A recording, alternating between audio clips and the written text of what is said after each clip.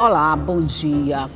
Até o momento já existem no Maranhão 2.220 famílias afetadas pelas chuvas.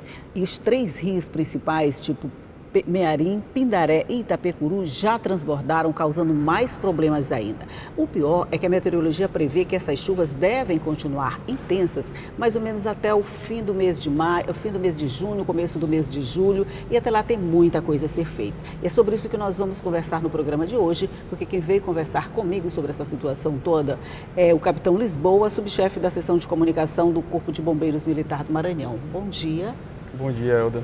Seja bem-vindo. Obrigado. Esse número, 2.220 famílias, quando eu falo esse número, eu não estou falando só de famílias desabrigadas, né? Exatamente. Esse número de 2.220 famílias compreende as famílias afetadas. Entre elas estão as famílias desabrigadas, famílias desalojadas, né? E outras pessoas que tiveram algum tipo de dano. Que não estão necessariamente desabrigadas. Exatamente. Famílias afetadas que continuam nas suas casas também contam, né? Isso, a gente usa esse termo afetadas porque a maioria delas tiveram esse problema de foram desabrigadas ou desalojadas. Mas algumas outras pessoas tiveram algum dano no sentido de que a sua rua foi danificada, a sua escola, algum hospital, enfim. Foram afetadas por esse desastre. Entendi, de alguma forma foram afetadas. A gente tem muitos rios no Maranhão, né? A gente tem uma quantidade bem grande de rios, mas desses a gente diria que os principais são os que formam a bacia hidrográfica do Mearim, do Itapecuru e o rio Pindaré também são os pontos mais vulneráveis? Sim, a gente aponta que a bacia hidrográfica do Mearim, por ela ser bem extensa, e ela está naquela região centro-maranhense, onde a gente tem os maiores registros, né, historicamente, estatisticamente, os maiores registros de municípios afetados por esse desastre, né, de inundação, enchentes e enxurradas. Aí depois dele vem o Itapecuru também, que passa em vários municípios, né? Sim, a bacia do Itapecuru também, a gente tem alguns registros, mas a bacia do Mearim, historicamente, ela representa um maior registro, né, de ocorrências. Até pelo número de municípios, se eu não me engano, ela corta 57 municípios maranhenses, né? Sim. Leva quase um quarto do território. Ela representa... E a localização também ajuda, isso, né? Isso tudo ajuda, né? Ela representa cerca de 29% a 30% do território maranhense. É verdade. A situação hoje, ela está mais grave onde? Quais os municípios que você diria que a situação é crítica e que precisa mesmo de uma atenção especial? Certo. Essa criticidade do município ela é bastante subjetiva, porque ela vai ser proporcional às condições que o município tem de dar a resposta. A Defesa Civil é um sistema composto por vários órgãos, mas a primeira resposta é sempre dada para o município. Daí a necessidade da gente ter desenvolvido em cada município as coordenadorias municipais de defesa civil. Então, assim, se a gente for falar em números, né, Marajá do Sena foi um município que foi bastante afetado, Desiderato do Vale, Tuntum, né, Tuntum é um município pequeno. Então, essa questão da criticidade, ela vai ficar ali alinhado com a capacidade do município de dar resposta. Essa capacidade do município de dar resposta, quando você fala isso, você está se referindo o quê? A infraestrutura que o município possui para aguentar o tranco, vamos dizer assim, de tanta água? Exatamente. O município, ele desenvolve ele dá a primeira resposta quando acontece esse tipo de desastre. Então, ele vai fazer o alerta primeiro para as famílias. Caso essas famílias sejam afetadas, ele pode decretar a situação de emergência e aí, quando extravasa a capacidade de resposta desse município, ele vai acionar o Estado através exatamente desses processos que legitimam um pedido de ajuda, né? E daí entra os outros órgãos que compõem a Defesa Civil, como a Coordenadoria Estadual de Proteção e Defesa Civil, e os outros órgãos que auxiliam nesse momento de danos. Hoje, vocês estão em quantos municípios fazendo a ajuda nesse processo todo? Nós temos 19 municípios aí, entre 11 municípios que estão em situação de emergência, e todos esses 19 municípios, os outros 11 em situação de emergência, os demais estão em situação de alerta, todos eles estão sendo acompanhados pela Defesa Civil. Né? Todos eles já foram visitados pela Coordenadoria Estadual de Defesa Civil, que presta apoio técnico no sentido de capacitar, de treinar e de dar orientação às coordenadorias municipais para a produção de documentos, solicitação de ajuda e, inclusive, também a atuação de emergência, né? Alguns municípios que a gente precisa fazer retirada de famílias, enfim, dar aquele suporte emergencial e prioritário para as famílias afetadas. Antes da gente falar nesse trabalho de assistência no momento da confusão toda da crise, vamos falar do trabalho preventivo. Sim. De alguma forma, esse trabalho preventivo, ele vem sendo realizado e os resultados que vocês conseguem com ele, é satisfatório? Com certeza, é importantíssimo. De tempos em tempos, em nosso estado, a gente vai ter esse índice pluviométrico acima do normal. A gente não teve em 2017, a gente não teve em 2016 e em alguns anos anteriores. A gente não teve até inclusive o evento estiagem, Isso, até um pouco é mais verdade, marcante. é verdade. Mas de tempos em tempos, estatisticamente, nós vamos ter esse evento de aumento do índice pluviométrico. Então, o importante é que a Defesa Civil esteja preparada para agir nesse sentido. E é feito um trabalho importantíssimo da Coordenadoria Estadual de Proteção e Defesa Civil, no sentido de capacitar esse município, porque o município, principalmente aqueles que têm registro de maiores ocorrências, eles que vão estar no momento que aconteceu o desastre. E, sobretudo, vão estar antes também, no sentido de eles vão poder alertar essas famílias, eles sabem onde determinado povoado A, B ou C está em uma zona de perigo, uma zona mais baixa, próximo do rio. Enfim, é um município que vai prestar esse primeiro apoio. Então, durante o ano inteiro, a Coordenadoria Estadual viaja para esses municípios para fazer esse treinamento, para fazer essa capacitação, exatamente para que no período de anormalidade esses danos sejam diminuídos. E a gente tira a lição aí de 2009, né? Em 2009 nós tivemos 140 municípios afetados. Então, a partir daí, a Defesa Civil Estadual, Municipal e Defesa Civil como um todo se organizou bastante e a partir daí a gente conseguiu dar um suporte melhor, dar resposta melhor às famílias afetadas. Então a gente diz hoje que esse controle, essa organização da Defesa Civil, ela incide sim em uma melhor resposta para essas famílias afetadas. Teve uma lição de casa que precisou ser bem feita para aprender a lição mesmo, né? Com certeza. Nós vamos fazer um rápido intervalinho aqui na nossa conversa e a gente volta já para continuar falando sobre os estragos que as chuvas, melhor dizendo, estão provocando no interior do estado. Um minutinho só, a gente volta já.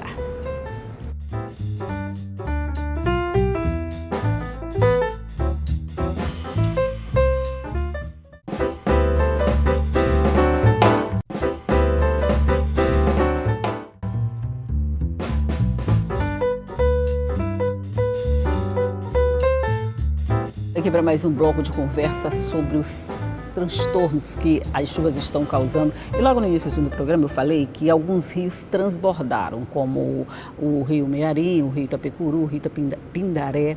Mas o capitão Lisboa está me dizendo que não é bem assim, né? É a colocação um pouquinho diferente, como é que é mesmo? Sim, a gente tem uma margem de segurança em cada rio. Por exemplo, o rio Mearim, ele está um pouco acima da margem de segurança. Então, quando essa margem de segurança ela é atingida, ela compromete, sobretudo, os povoados mais baixos, certo? E a maioria deles é afetada dependendo da altura que ele está localizado, certo? Então, esse acompanhamento é feito pela Coordenadoria Municipal e alerta esses povoados exatamente que estão localizados em uma região mais vulnerável. Deixa eu só entender, como eu não entendo nada de meteorologia e nem de enchente de rio, eu penso assim, quando o rio passa do ponto certo, que ele começa a subir, ele está transbordando. Mas não seria esse o raciocínio certo, né? Quando acontece o fenômeno inundação, ele sai da calha normal dele, né, e aí extravasa, é basicamente isso. Só que isso é relativo porque não acontece de forma linear em toda a extensão do rio. A gente tem povoados localizados em regiões mais baixas que são afetadas. É exatamente isso. É então, essa situação agora, os povoados que estão numa situação mais baixa. Os povoados localizados em regiões mais baixas, eles são afetados exatamente pelo aumento do volume normal do rio, mesmo sem que ele transborde. Tenha transbordado. E Tuntum, por exemplo, qual é a situação hoje? Tuntum nós temos aí 335 famílias afetadas. A situação lá já está controlada, né? Nós temos lá o Rio Flores. Tivemos uma equipe do Corpo de Bombeiros que deu suporte imediatamente, mas é um município pequeno e ele decretou situação de emergência. Então, o governo do estado está presente com distribuição de cestas básicas. A Coordenadoria Municipal de Defesa Civil fez o primeiro atendimento, inclusive alojando essas pessoas que estavam precisando, né, da primeira resposta. E todo o sistema de defesa civil está no município prestando auxílio, hein? Inclusive agora nós vamos ter o pós-evento de desastre, né, que a gente se preocupa bastante também com isso. Secretaria Municipal, a Secretaria Municipal de Saúde, a Secretaria Estadual de Saúde também deve estar presente, porque a gente tem alguns eventos eventos desse tipo, como doenças, né, devido à questão da água. Então isso tudo merece uma atenção do poder público e está sendo providenciado, né, em todas essas cidades. Ah, sim, isso eu quero saber. Acontece em todas as cidades que tem um evento desse tipo, uma catástrofe desse tipo, logo em seguida tem esse cuidado com o pós-acidente, mais ou menos isso? Sim, isso tudo está previsto no nosso plano de contingência, né? As ações preventivas, as ações durante o evento e as ações pós-evento, né? Essas ações pós-evento são voltadas para a reconstrução do município. Uma atenção especial é dada a essa questão da vigilância de possíveis doenças, né? Como hepatite, leptospirose, então que possam ser instaladas devido à questão da água, da contaminação. Principalmente a leptospirose, né? Então que muito... tem essa preocupação, sim, nessa questão. Hoje, quais os municípios que você diria que despertam mais esse cuidado, essa atenção de vocês para que a situação não saia do controle? Olha, historicamente o município onde a gente tem um cuidado maior é Trizidela do Vale e Pedreiras, né, cortado ali pelo rio Mearim. Então, inclusive, nós instalamos lá um posto de comando, né, a gente tem um capitão do Corpo de Bombeiros, né, e da Defesa Civil. Exatamente o objetivo desse posto de comando é fazer o monitoramento não só dessas duas cidades, mas com as cidades circunvizinhas, né?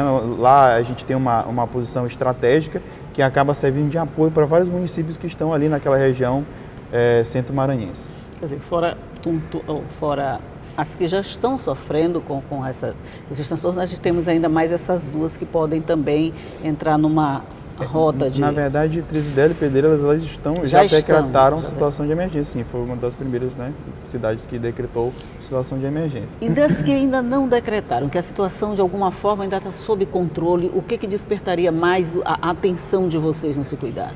Bom, a gente tem aí Imperatriz, né? Imperatriz a gente teve somente 15 pessoas afetadas, né, após uma inundação. Mas a gente já teve problemas maiores em Imperatriz, mas nós temos também uma Coordenadoria Municipal de Defesa Civil bastante desenvolvida lá.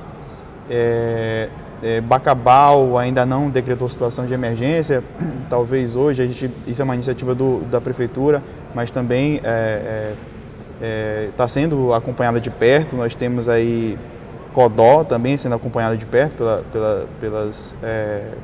pela Defesa Civil Estadual e outros municípios também que aconteceram alguns eventos e estão sendo também acompanhados por todos nós. Então, vamos continuar esse acompanhamento, porque eu vou fazer de novo um rápido intervalo e a gente volta já, só um minutinho.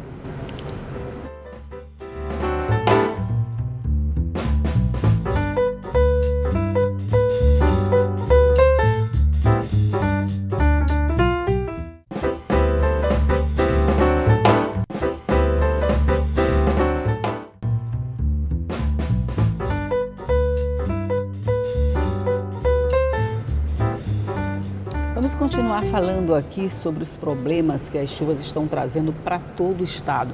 A gente teve São Luís essa semana com uma situação bem caótica.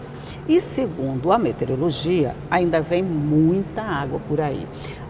Você diria que esse sistema de proteção, de ajuda às pessoas que vão precisar dela nesse período, ele é bem ajustadinho? Tipo, o Corpo de Bombeiros, a Defesa Civil, esse trabalho é coordenado? Sim, é bastante coordenado, né? Como eu falei, a gente teve uma evolução, né? E hoje em dia a gente integra vários órgãos, né? A Defesa Civil Estadual, ela compreende vários órgãos. Se fosse 1, 2 ou 3 órgãos, a gente não conseguiria dar a resposta para as pessoas afetadas rapidamente. Então, é só a gente imaginar que quando uma família é afetada por um evento de uma inundação, de uma enxurrada, várias esferas são, digamos assim, sofrem danos, como por exemplo, tem a questão da educação, tem a questão da saúde, tem a questão da habitação, a questão humana, enfim, são vários setores. Né? Muitos pontos que são afetados. Né? Você já não consegue mais ir para a escola como deve ir, não consegue ir trabalhar, tem sua casa atingida, a saúde afetada. Então daí a gente entende que a resposta não poderia vir só de um ou dois ou três órgãos. Então são vários órgãos que compõem hoje o nosso plano de contingência para que a gente possa dar a resposta adequada nesse momento difícil, né, que acontece. Assim, em São Luís, nessa situação desta semana, como é que foi o trabalho? Foi bem complicado? De alguma forma, tinha previsão de que aquilo poderia acontecer? Vocês estavam preparados para o evento daquele porte? Certo. Historicamente, em abril, a gente tem também o mês que a gente recebe mais chuvas, né? Então, só que ontem a gente recebeu cerca de 100 a 110 milímetros de índice pluviométrico, né?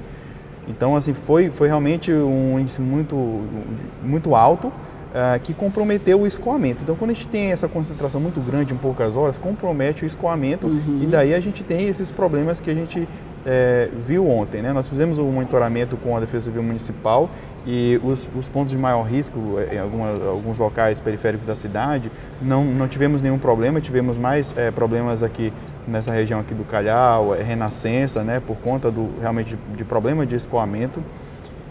Ontem pela manhã nós recebemos cerca de 18 a 20 ocorrências relacionadas a esse problema esse desmoronamento, de barreiras, coisa chegou a ocorrer? Não, a gente teve muros, né? A gente teve muros. Mais muros mesmo, isso, né? Exatamente. A gente não teve deslizamento. Não teve registro na periferia da cidade, não tivemos. Pois é, quando a gente pensa assim, vem muita chuva, quem vai sofrer mais são os bairros da periferia, a questão da infraestrutura, a questão de barreiras, essa coisa toda. Essa aí se deu o inverso, né? Pois é muito subjetivo, né? O importante é que a Coordenadoria Municipal de Defesa Civil daqui de São Luís, ela tem esse mapeamento de risco, né? E ela faz esse acompanhamento exatamente para retirar essas pessoas caso seja necessário. Com certeza a Defesa Civil Municipal foi para campo ontem exatamente para fazer essa avaliação e, se for necessário, retirar as pessoas desses locais de maior risco. Mas foi necessária a retirada de pessoas aí? Por enquanto, ontem ela fez o monitoramento, hoje vai continuar, nós vamos fazer contato de novo com ela, com a Defesa Civil Municipal hoje, mas até então não foi necessário, né?